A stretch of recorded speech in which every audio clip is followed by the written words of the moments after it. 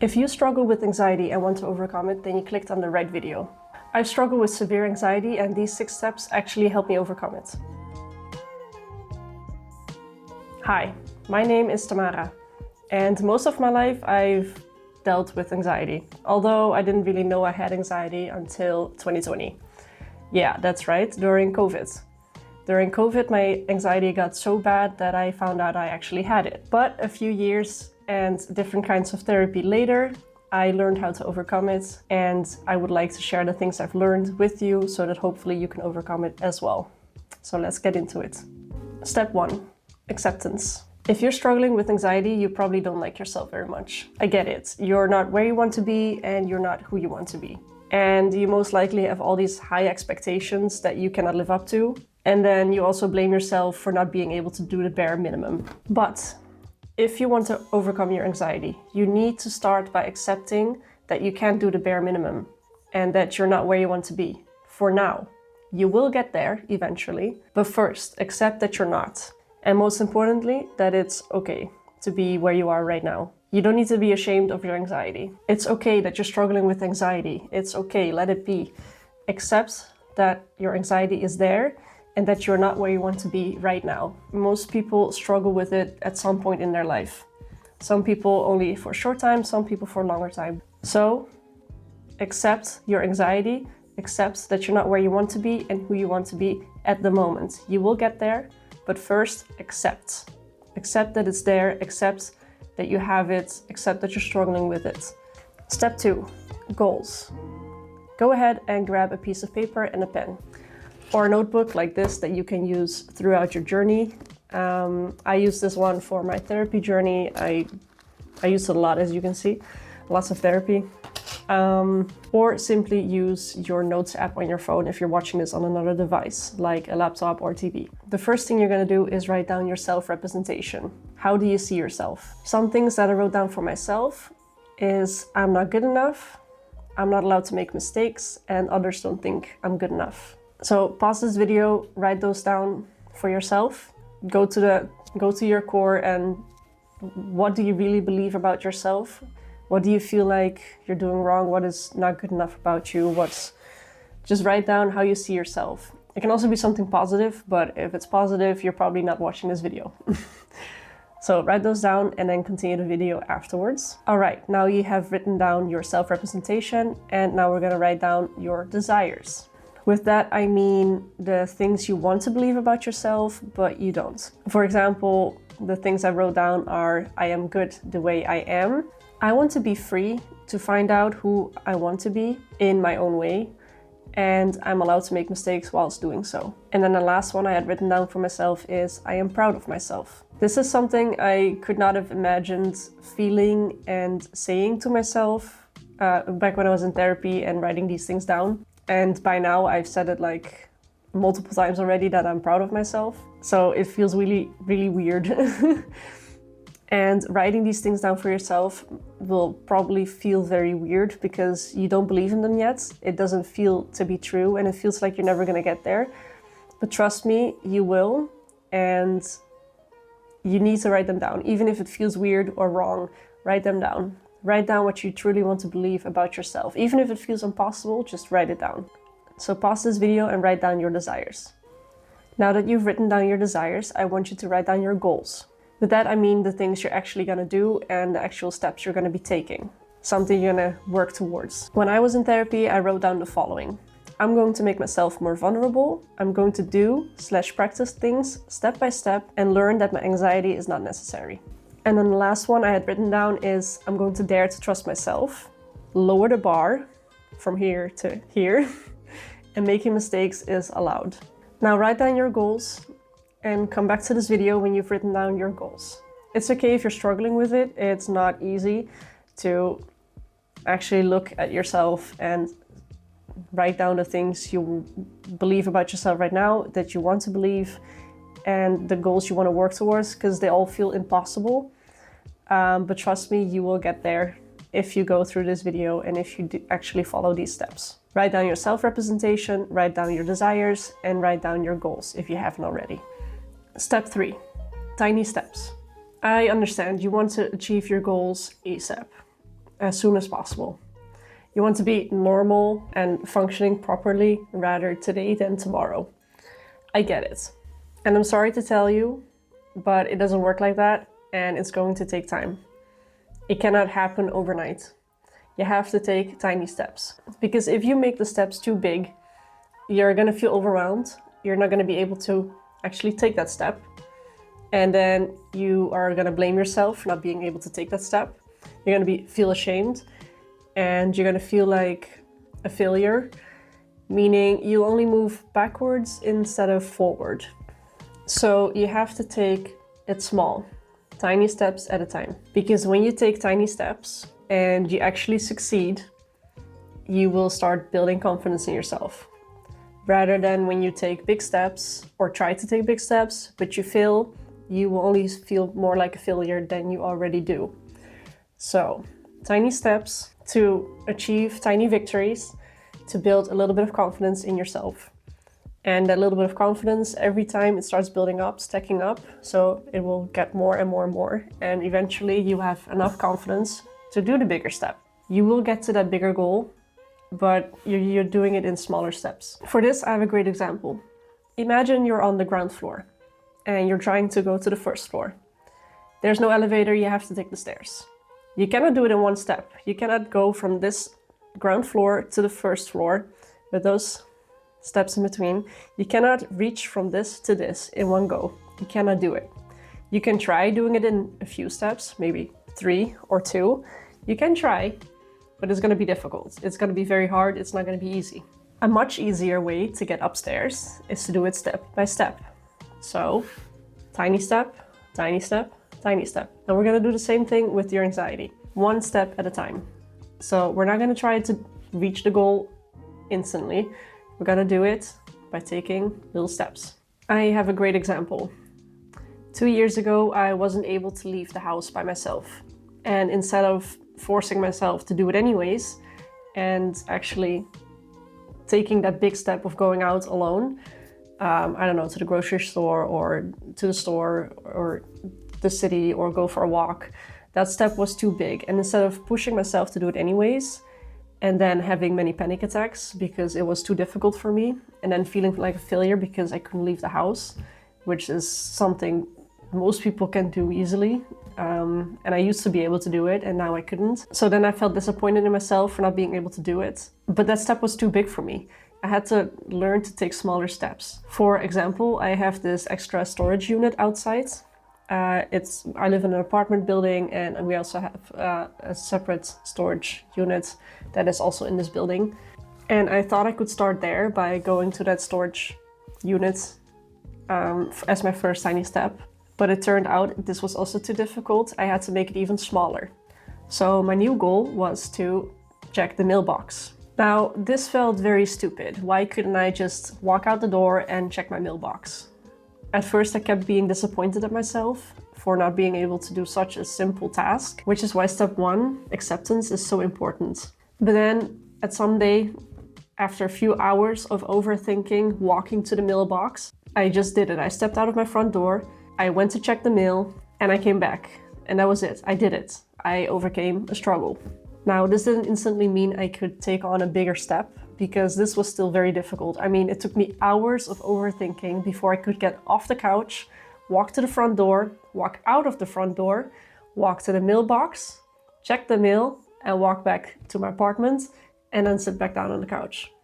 This kind of means the step was probably too big already, and a smaller step could have been just walking to the front door and opening it, and then closing it back down, and then sitting down again.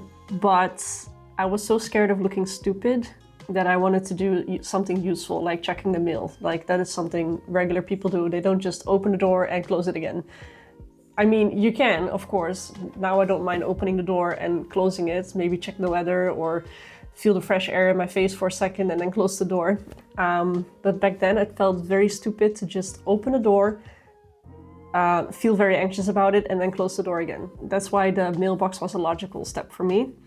So I repeated the same step a few times until it didn't take me hours of overthinking to actually do it. And with that, I was actually building up the confidence that I could walk out the door, walk to the mailbox, check my mail, and come back. Anyhow, the steps need to be doable. They need to be tiny, but you have to be a little bit out of your comfort zone. Just the tiniest bit so you can actually achieve your goal, that tiny goal, and grow the confidence that you got this, that you're not falling down, that you're not dying, and most importantly, without triggering panic attacks and feeling like a failure. Remember, you might feel stupid or angry at yourself for not being able to do these simple things. Simple things. Sure, once they were simple to you and they might be simple to other people, but it's about you right now. And for you right now, it's not simple, and that's okay. But one day they will be simple steps again. So remember step 1. Accept where you are right now and accept it's okay to be scared. So pause this video, go ahead and think about the step that is too difficult for you right now and come up with smaller steps. If you have trouble with coming up with smaller steps, then let me know in the comments. Write down something that scares the heck out of you and something you want to make smaller steps for, but you're not sure how. Let me know in the comments. Write down the thing you're actually scared of, and I will try coming up with smaller steps for you. Step 4, find your buddy. This step might not be possible for everyone, but I hope it is for most of you, because I recommend you to find someone who you trust and who doesn't judge you. This can be a friend, a partner, a coach, a teacher, or even your therapist. This person will be your anxiety buddy. You'll be able to talk to them about the progress you've made, but also things you struggle with. Their task is basically to listen to you and be there for you, but they can also help you with taking some steps if you're finding this difficult. For example, you have trouble going to a new place by yourself. You could ask your buddy to help you. For example, they could go to that place with you and then leave you alone for a minute or a few minutes, whatever you feel more comfortable with, and what is out of your comfort zone, but also still doable for you. So for example, you think you can handle being alone for a minute, then you check out a rack in a store or an aisle for a minute, and your buddy walks away for that minute and is going somewhere else in the store. And then after that minute is done, they come back to you. So you don't have to go out and about and find them and panic for not being able to find someone in the store. This is something that I personally always struggled with. This is like, even when I was a kid, I was afraid to lose my mom in the store, and I would start to panic when I couldn't find her right away. So this is a great exercise if you struggle with this. Yeah, that's one of the examples. And that is then a first step. The next step could be to increase that time. So instead of a minute, it could be 5 minutes or 10 minutes, whatever you think you can handle. But you could also ask them to leave you alone in that store and for you to find them. So instead of them coming back to you, you will go find them. If this is something that scares you, you should try it out. Even this one you can build up. So for example, you discuss with your buddy that they're only going away 1 aisle or 2 aisles, or they will make sure to stay within your view in the store. So you just have to look around and go to them, or you know they're in the next aisle and you can go towards them. And then you can also build this up to them moving anywhere in the store without agreeing with you on where, and then you have to go find them. You can make a little game out of this as well to make it more exciting or fun, and maybe less stressful. And then you can repeat these exercises until they feel less scary or until you're more comfortable doing this. And then you can move on to a bigger step. And if you want to take another step after this, you could, for example, ask your buddy to drop you off at a new place and then leave you alone for 10 minutes, 20, 30, whatever you feel comfortable with. And then they will pick you up later. Again, please make sure that you actually trust this person. Don't do this with a random friend that you've known for, I don't know, a month and you think you can trust them, but you're not sure. Make sure you can actually trust this person, because if they're gonna leave you hanging or they're not gonna take you seriously, then you're most likely gonna end up alone in that spot, and you might panic, which is gonna take you a few steps back instead of forward. Of course, you won't die. So if you're going to a new place by yourself and your buddy leaves you alone and doesn't return or something, you will still stay alive. You won't die, but it might be difficult to take next steps again, because we're trying to build victories here. You will find out that you're not gonna die, but also it's not gonna feel great. You might panic, you might have a panic attack, and you're not gonna trust a person that fast again. So make sure you trust someone before doing this exercise with someone else. Of course, you can do these exercises alone, but it's just easier with a buddy. Another way you can use your buddy is if you're struggling to come up with steps. If you have a goal, but you don't know how to get there and you don't know how to make the steps smaller, you could ask your buddy to come up with some new ideas or to make the steps smaller for you. Again, if you don't have a buddy that you can fully trust or you just don't feel comfortable with it, you can also let me know in the comments what your goal is and that you're struggling with coming up with smaller steps in between. Then I can try and help you find those smaller steps for you. I will react to every comment on this video, so please leave a comment if you're struggling with something and need some help. Please remember to be respectful to each other. I want this to be a safe community where I try to help you overcome your anxiety. So please be respectful. Step 5, talk or write about it. If you have a buddy you can easily talk to and they listen well, then I'm very happy for you. And you should talk to them regularly. If you can't or don't want to talk to a buddy, then I recommend you to write about it. Because when you talk or write about it, you take more time to reflect, and then things will become a bit more clear.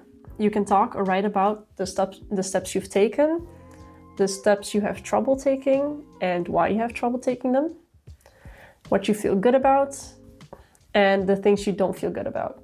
Even if you have a buddy, I recommend you to still write things down because it makes it easier to reflect, especially when you look back in time. Because you're taking very tiny steps and it's going to feel like you're not progressing much. But then when you write it down, then you can actually look back and read the things you wrote before to see the actual steps you've taken. Meaning you will see the progress you've actually made. So even if it feels like you haven't made any progress, I know you will make progress. So please write it down as much as you can. So that later on you can look back and see how much you've grown. Step 6, pressure. Last but not least, stop putting so much pressure on yourself. You have time, it doesn't need to be fixed within a day, a week, or a month. If you follow these steps, you will get better, the anxiety will get less. It just takes time, so be patient and try your best. Now remember, you will most likely fail, and that is okay. I have failed many times and it has always taught me something. Importantly,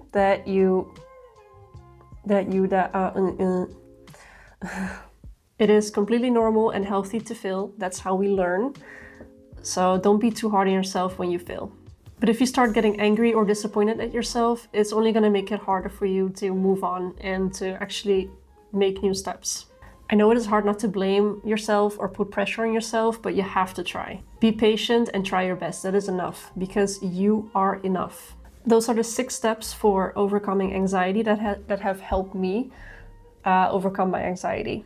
To summarize, step 1, acceptance. Accept that you are not who you want to be and where you want to be. Step 2, goals. Write down your self-representation, your desires, and your goals. Step 3, tiny steps. Come up with tiny steps that you can take to reach your bigger goal.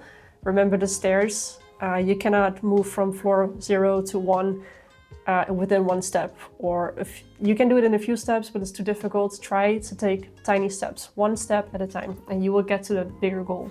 Step 4, find your buddy. Find someone you can trust and talk to them about your progress, your struggles, and you can even ask them for help if you are struggling with a certain topic. Step 5, talk or write about it. Talk about your progress, the things you're struggling with, what you feel good about, what you don't feel good about. You can talk to it about your buddy, but you can also write it down. I recommend you to write it down anyways, even if you talk to a buddy. And then step 6, pressure. Don't put too much pressure on yourself. This is not a race or competition, this is a journey. It doesn't matter how long it takes, as long as you get there. If you follow these 6 steps, you will get there.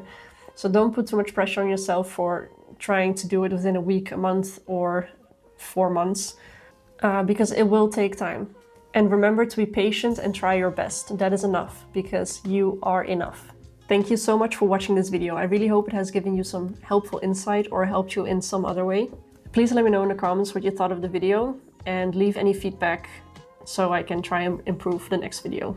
If you're struggling with a specific subject connected to anxiety, trauma, or depression and want to see more videos about that, then let me know in the comments.